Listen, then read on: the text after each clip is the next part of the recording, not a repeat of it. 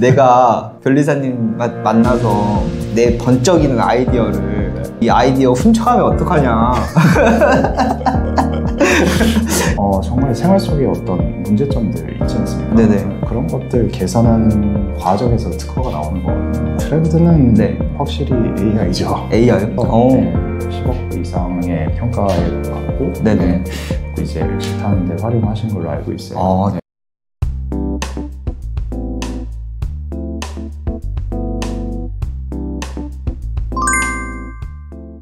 안녕하세요. 사무실 더 리얼의 김태규입니다. 오늘은 위포커스 법률 사무실 이동환 변리사님과 함께 인터뷰를 좀 나눠보려고 합니다.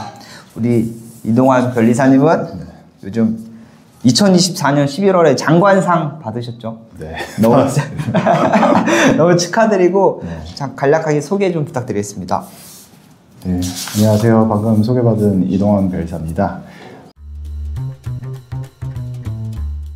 저는 위포커스 특허 법률사무소를 지금 운영하고 있고요.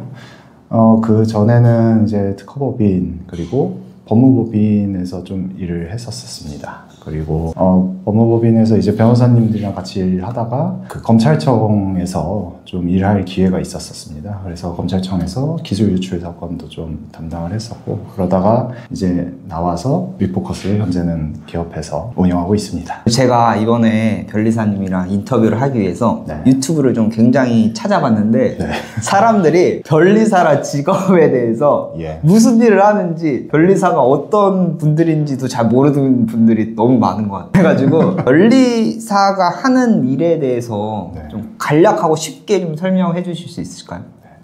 요새 그 나는 솔로라고 프로 있잖아요. 거기에 이제 변리사들이 몇 번 출연하셨죠. 그래서 대중들도 좀 친숙하게 다가가는 그런 직업이 된 것 같긴 한데, 여전히 모르시는 분들이 계실 수 있으니까 간단히 말씀드리면 이제 특허, 실용신안, 디자인, 상표 이렇게 출원하고 그 다음에 등록까지 업무를 기본적으로 해드리고요. 등록이 되면 이게 무형자산이라고 하거든요. 무형자산이다 보니까 그걸로 분쟁 같은 거, 소송 같은 게 일어날 수도 있고 아니면은 그게 거래의 대상이 될 수도 있어요. 그래서 사고 팔 수도 있고. 특허를 사고 파는 거예요? 사고 팔 수도 있고 그걸 담보로 잡고 돈을 빌릴 수도 있고, 그런 영역들까지 같이 도와드리는 게 이제 전반적으로 다 하는 게 변리사의 영역입니다. 이렇게 이제 특허를 등록하는 것을 도와주시는 게 주 업이시잖아요. 사람들이 유튜브를 또 찾아보니까 내가 변리사님 만나서 내 번쩍이는 아이디어를 변리사한테 드렸다가 변리사님이 이 아이디어 훔쳐가면 어떡하냐.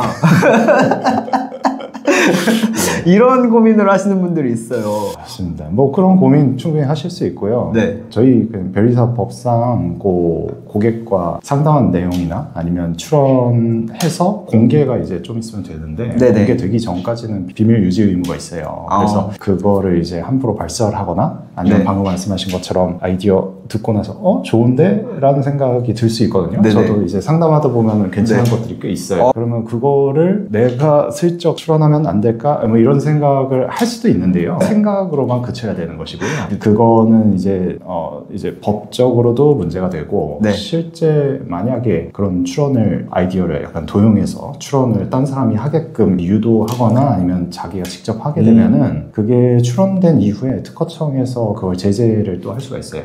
무권리자 출원이라고 해서 아마도 사후에 밝혀지겠죠. 그런 게 이제 나중에 밝혀지게 되면은 진정한 발명자 있지 않습니까? 처음에 고객, 그분이 컴플레인을 제기하면은 그거가 원래 정당 권리자라고 하는데 그분한테 돌아가게끔 하는 그 특허법상의 절차도 있습니다. 그럼 변리사님은 일하다 보면 이런 것들은 너무 많이 아이디어라고 생각하니까 이런 건 그만 했으면 좋겠다 하는 사례가 좀 있을까요? 사실 가리진 않습니다. 아니 너무 이렇게 남들이 또 해놓은 것도 있고 유사한 아이디어다 뭐 이런 것들 좀. 맞아요. 사실 그런데 그거를 하나하나 어떤 분야이기 때문에 어렵다 아니면 쉽다 이거를 판단하기 쉽지가 않고요. 사실 처음에 상담이 들어오면은 그게 언뜻 들어보면 되게 기존에 있는 것들인 경우가 되게 많죠. 그리고 뭐 이제 특허라 하면은 굉장히 고도한 뭔가 있어야 될 것 같고 반도체나 아니면 자율주행이나 뭐 AI도 되게 딥하게 들어가는 그런 기술이 있어야지만 커버가 될 거라고 일반인들이 생각하기 좋은데 꼭 그렇지 않고 정말 생활 속에 어떤 문제점들 있지 않습니까? 네네. 생활하다 보면 되게 불편한 것들 있잖아요. 그런 것들 개선하는 과정에서 특허가 나오는 거거든요. 그래서 너무 어렵게 생각하실 필요 없고 일단 상담을 받아라. 상담 받고 네. 좀 필터링을 해주세요. 네, 저 같은 경우는 특히나 그렇게 하는데 네네. 이게 좀 안 될 것 같다. 기존 거랑 너무 비슷하다. 네네. 하면은 좀 다른 방향을 좀 가이드를 드리던지 아니면은 가이드가 안 될 수준이다. 네. 다음 기회를 노리시라. 이렇게 다음 기회가 있나요? 그러니까 좀 더 네. 그 아이디어를 고도화 시키시라. 고도화 시키라. 예, 그렇게 좀 안내를 드리고요. 무작정 이제 혼자 고민하시는 거는 네네. 지양하셔야니다. 네. 일단 오셔서 상담을 받으시고 뭐 좀 너무 원거리다 하면 요새 네. 그 원격으로도 이제 화상회의도 하니까 너무 그 부담 갖지 마시고 얘기하다 보면은 또 좋은 생각이 나올 수도 있고 기존에 있는 것들 좀 찾아서 간단히 제시를 드리면서 요거랑 좀 너무 닮아 있으니까 좀 차이점이 필요하다. 좀 다른 생각 없으시겠냐. 얘기를 나누는 편이니까요. 네네. 그렇게 진행하시면 좋을 것 같습니다. 그러면 그 유사한 아이디어들은 뭐 예시 들어주실 수 있는 거 있어요? 요즘 많이 이런 거 특허 들어오는 트렌드다 뭐 이런 거 있을까요? 트렌드는 네. 확실히 AI죠. AI요? 어떻게 보면 기존에 있었던 비즈니스 모델인데 그거에 인공지능을 살짝 섞어서 덮어서 이 부분 자동화하겠다. 네, 이런 컨셉으로 질의는 주시는데요. 예전에 그 한 3, 4년 전만 해도 이제 인공지능 들어가면은 이거 꽤나 괜찮은 거다 하면서 특허장에서도 살짝은 느슨하게 보는 그런 경향이 있었던 것 같은데 요새는 이제 특허청에서도 많이 트레이닝을 하셨어요. 말 그대로 인공지능처럼 이제 학습을 많이 하신 거죠. 워낙 그쪽 분야에 최근 들어서 쏟아지니까 그분들도 이제 데이터를 수집을 많이 하신 거죠. 이런 것들은 기존에 있는 거에서 AI만 살짝 섞은 거 아니냐 하면서 다 거절이 나오는 그런 사례들이 많죠. 그래서 좀 더 진짜 데이터 수집을 어떻게 할 건지 전 처리를 어떻게 할 건지 학습을 좀 더 어떤 포인트로 좀 쉽게 한다든지 이런 것들까지 가야지 뭐 등록 가능성이 있는 것이지 가볍게 살짝 쉬운 정도로는 눈속임으로는 안 됩니다. 눈속임 안 됩니다. 어떤 영이든 똑같죠. 알겠습니다. 변리사란 직업은 꿈과 희망에 찬 사람들을 만나는 직업이다. 이런 얘기가 있습니다. 혹시 그런 분들을 성공해주신 성공 사례가 있어요? 대표님이 하신 말씀이신가요? 너무 멋진 말이네요. 일단 상담을 하신다는 기본 전제는 자신의 발명에 대해서 굉장히 자만심이라고 하면 뭐하고 좀 꿈과 희망. 그렇죠. 그게 굉장히 부풀어 있는 상태예요. 맞아. 이거 대박이다. 이거 특허 내가 먼저 내야 된다. 이런 거 아닙니까? 그런 상태로 오시는데 그래서 저는 그런 분과 이제 상담을 하다 보니까 긍정적인 그 효과는 분명히 있는 것 같아요. 근데 가끔씩은 방금 말씀드린 것처럼 이제 좀 쳐내야 되는 거니까 그럴 때 잘 포장해서 이제 말씀을 드리는 것이고 대박 났던 사례. 대박까지의 사례인지는 모르겠어요. 다 개개인의 판단 수준이 다르니까. 제가 경험했던 사례 중에서는 굉장히 초기 기업이었어요. 요새 말하는 스타트업인데 거의 한 10년 가까이 된 것 같아요. 그분께서 거의 초창기였는데 아이디어 뱅크셨어요. 아이디어가 너무 많으신데 자금력이 좀 부족하시긴 하시지만 그래도 요새 들어서 좀 더 주목받고 AR이나 VR이나 XR이라고 해서 몰입형 콘텐츠를 하시는 그런 쪽을 요새는 되게 핫한데 한 10년 전만 해도 그렇지는 않았어요. 거의 10년 전에 그런 생각을 하신 분들이 계세요? 우리나라에 굉장히 유능한 분들이 많습니다. 그래서 한 거의 10년 되신 것 같아요. 근데 그쯤부터 초기 형태의 뭐 증강현실이나 아니면은 가상현실 이런 거에 대해서 이제 꽤나 생각이 많으셨죠. 그리고 그거를 이제 좀 GPS 활용해서 어떤 위치 기반이랑 같이 좀 섞어서 어떤 비즈니스 모델을 가져가시려는 분이셨어요. 그분이랑 한 특허 거의 10개 가까이 같이 만든 것 같아요. 그러다가 그분이 이제 뭐 외부 투자도 받고 회사도 이제 키우시다가 결국에는 다른 분께 전달하시고 엑시트하시고 지금은 또 조금 다른 사업하고 계세요. 지금도 연락 주고받고 있고 그분이 자신이 가지고 있는 특허 여러 개 중에서 하나도 이제 평가도 좋게 받아서 10억 이상의 평가에 받고 그래서 그거 근거로 이제 엑시트하는데 활용하신 걸로 알고 있어요. 네. 특허 하나가 이게 가치가 10억이 있는 거를 그런 것도 이제 변리사님 도와주신 그렇죠. 사례죠. 부가가치로 따지면 더 커질 수는 있겠지만 매출이 막 엄청 나오고 있는 상황은 아니었기 때문에 아마 그런 식으로 평가가 된 것 같고요. 그만큼 하여튼 아이디어가 좋으셨어요.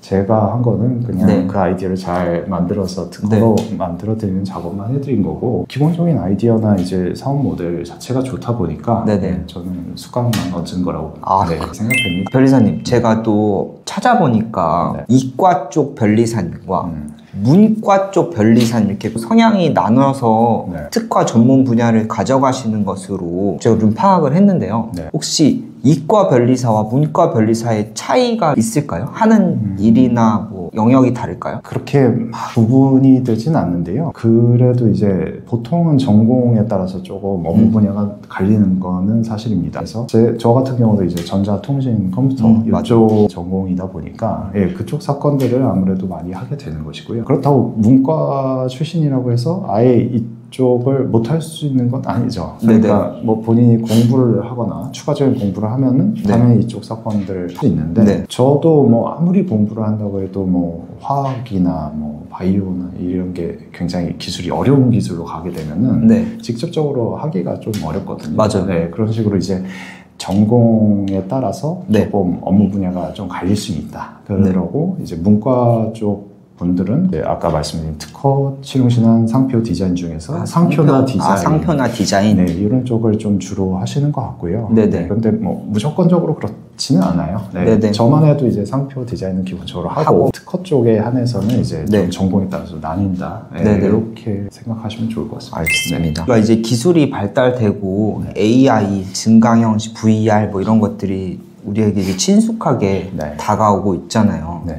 그럼 우리 항상 걱정하는 게 AI의 발전으로 인해서 우리 전문직들의 직업을 위협받는다 뭐 이런 얘기들을 많이 하는데 변리사님은 AI를 어떻게 활용하시고 계세요 현재? 위협받고 있습니다. 위협받고 있어요? 뭐 저뿐만 아니라 모든 전문직들이 다 AI에 많이 노출되고 있는 상황인 것 같고요. 실제로 저희도 이제 업무를 하면서 쓰는 툴 같은 것들이 있는데 거기에도 AI가 많이 접목이 되고 있어요. 그래서 도움을 많이 받는 것 같고, 실제로 써보니 예전에는 뭐 완전 걸음마 수준이었던 것들이 많이 올라온 것 같고요. 그래서 실제 업무할 때도 편의성이 제공되는 그런 부분들에 한해서는 사용을 하고 있는 상황이고요. 어떤 부분이 대표님 위협하는 것 같으세요? 저희의 기본 업무는 문서를 작성하는 건데, 생성형 AI가 이제 기본적으로 어떤 컨텐츠를 생성하는데 굉장히 최적화되어 있잖아요. 맞습니다. 그리고 사람이 생각하지 못했던 그런 것들조차도 창조하는 그런 창의력 부분이라고 해야 될까요? 그런 것도 많이 지원을 해주다 보니까 이 발명이라는 것도 결국에 남들이 생각하지 못했던 것들을 생각하는 거잖아요. 그런 게 약간 중첩의 영역이 있는 것 같아요. 그래서 사람이 과연 이게 생각한 거냐, 이게 AI가 생각이라고 하는 그 물음표 되는 그런 걸 AI가 생각한 거냐, 사람이 생각한 거냐, 결국에 경계선상이 흐릿해지고 있는 상황인 것 같고요. 저희야 그런 발명이라고 생각되는 거를 이제 문서에 담아서 제출하는 그런 거라서 저희가 막 관여할 부분은 아닐 수도 있는데, 그 경계선상이 좀 점점 모호해지고 있는 것 같다. 특허청에서도 실제로 그런 것 때문에 굉장히 고민인 걸로 알고 있어요. AI와의 생각과 이게 진짜 출연자의 생각이 누구의 생각이냐? 진짜 그럴 수 있겠네요. 발명자는 이제 법상 사람만 될 수 있는데 이런 AI는 기본적으로 발명자가 될 수 없다고 하고 있거든요. 그거에 대해서 전 세계적으로 이슈가 다 공통적으로 되고 있어요. 그래서 너무 공고했던 그런 생각들을 어떻게 보면 무너뜨리려는 신생들이 생기고 있는 것이죠. AI가 발명자 되면 안 되냐, 그런 생각들이 새롭게 등장하면서 기존의 이제 틀을 부시려는 그런 것들이 하나 둘 생기고 있는 것 같아요. 변리사님, 그러면 마지막으로 하시고 싶은, 아니면 이건 이제 변리사란 직업을 잘 모르고 변리사를 또 하고 싶어 하시는 분들이 많이 볼 것 같은데 변리사란 직업을 좀 꿈꾸고 변리사가 되고 싶은 후배 변리사님들에게 조언 한마디 해주신다면 어떤 걸 좀 해주시고 싶으세요? 아까도 말씀드린 것처럼 이제 꿈과 희망을 가진 분들을 만나잖아요. 되게 좋을 것 같아요. 네, 그리고 기분이 일단 얘기를 나누다 보면은 그분의 에너지를 전달받는 느낌이거든요. 네네. 그래서 분명히 좋은 점이 있고요. 그 다음에 일 처리가 잘 마무리됐을 때, 네.